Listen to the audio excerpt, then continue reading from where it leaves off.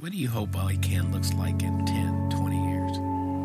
Well, I hope it continues to be because ICAN just keeps improving as the needs are needed. Whatever needs are the community needs.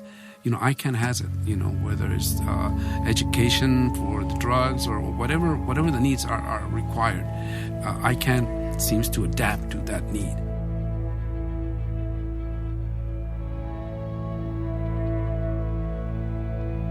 I think it was around mid-March where everything just nationwide collapsed. So around March, the whole company had to shut down. It's fair to say everyone here was scared. We were scared for our health, we were scared for our community, we were scared for our employments.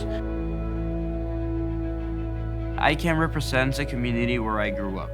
And the kids that I work with look exactly like the kids that I grew up with, if not the kid I looked at in the mirror every day. So to me, it's being able to, I know that I made it out. I know that statistically I'm probably okay. Now it's my job to push these kids to be where I am. I feel like if it wasn't for someone that was probably in the same position that I was growing up, I maybe wouldn't be sitting in this chair.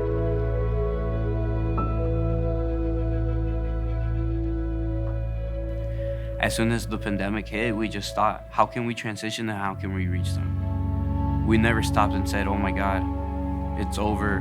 ICAN as an establishment is gone. We just thought, hey, okay, we can't have kids in our building. We can't have families here for family nights. What are we doing? How are we reaching them? So I think we never gave up because we never thought about giving up. It just never seemed like an option. It never seemed like an opportunity. We just never made it one. The first meeting that we had about COVID, as soon as it all shut down, the first thing was, how are we gonna reach our youth?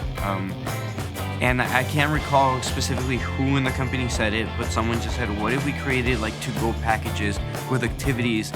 And everyone jumped on board. It wasn't even a thought. Everyone just said, yes, okay, let's brainstorm. Within a week, we already had a set plan, an idea, and emotion. In the first week, we did 100 packages between Berlin and I. At one point towards the end, we were making 500 every week. And we were distributing at like 4 or 5 sites. So it was amazing just to see that progression. And it happened just within that week. Just one person just said, hey, what if we did this? And everyone just really took it to heart that this is how we were gonna reach the community, and we did. The fact that we were able to put ICAN in a bag and send it home to them just meant the world. We had this specific girl that I remember, Berlin and I, she came up and hugged her ICAN package because it just meant so much to her.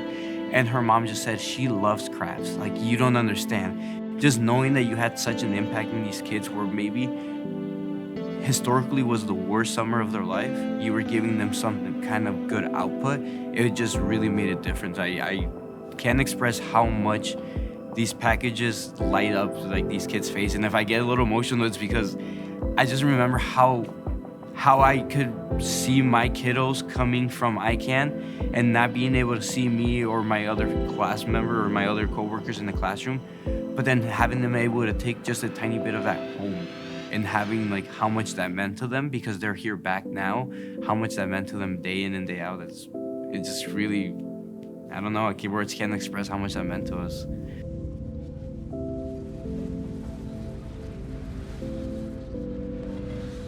I honestly, sincerely do not think that we would have made it if we wouldn't have had the support from the community.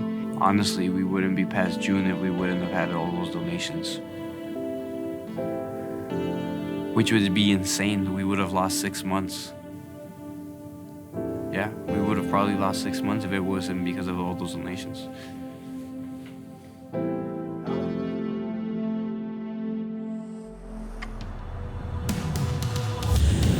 But the first day, as soon as they walked into the door, I cannot express. It was 2 months of quietness inside of this building. And then you have what these kids do to this building, which is just bring it to life. And there had not been that feeling inside of this building in so long. And as soon as those first kids and that first roar happened, you just felt alive. And it wasn't like anything that you had felt in the last 2 months. It was amazing. And it was the reason why we're here. Once we got the news that CUSD had made the choice that everything was going to be online, and we quickly spurred into action. It was the same thing that happened with the packages. It was really within a week, we already had a plan. We transitioned all of our classrooms from summer programming, after school, having fun, to all of a sudden we became a full on-site classroom. Every single classroom here had a computer with internet access, had a station for every kiddo. So every kid came in every single day into their own workstation, had their online work set for them on the whiteboard, and we became their school. We were working as their tutor, as their teacher, as their facilitator, as their role model, as their helper, and no one here asked if really we could do it or not. We just knew we had to, and everyone stepped up to the plate and everyone did it. Ever since I got hired in this company, there was a talk of expansion. There's room for growth, and our biggest growth right now is going to be Galveston. And this was in December of last year.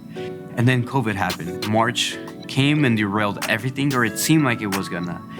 Myself, I was worried and nervous how that was gonna transition, that was gonna happen. We were gonna be going into a classroom at a school in the height of COVID. It just did not seem like a viable option at all. Before COVID, we were reaching numbers of 150 to 200 students every single day.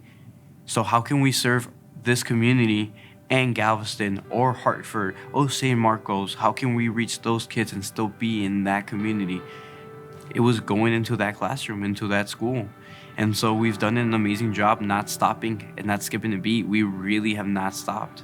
It was not even a thought. Leadership never even blinked. We just continued going forward. And now we're at Galveston. Just the fact that what we do as a community, we serve so many kids, so many families, and not just that, but the alumni, and I would call them the alumni that come out of ICAN, is really felt. I've myself personally been walking down downtown Chandler with an ICAN shirt going to lunch and have someone randomly, an adult, stop me and say, "Hey, you work at ICAN." I went there, I worked there, I volunteered there, I something, but somehow ICAN reached me. And I don't think that would have happened if ICAN wasn't free and accessible to everyone.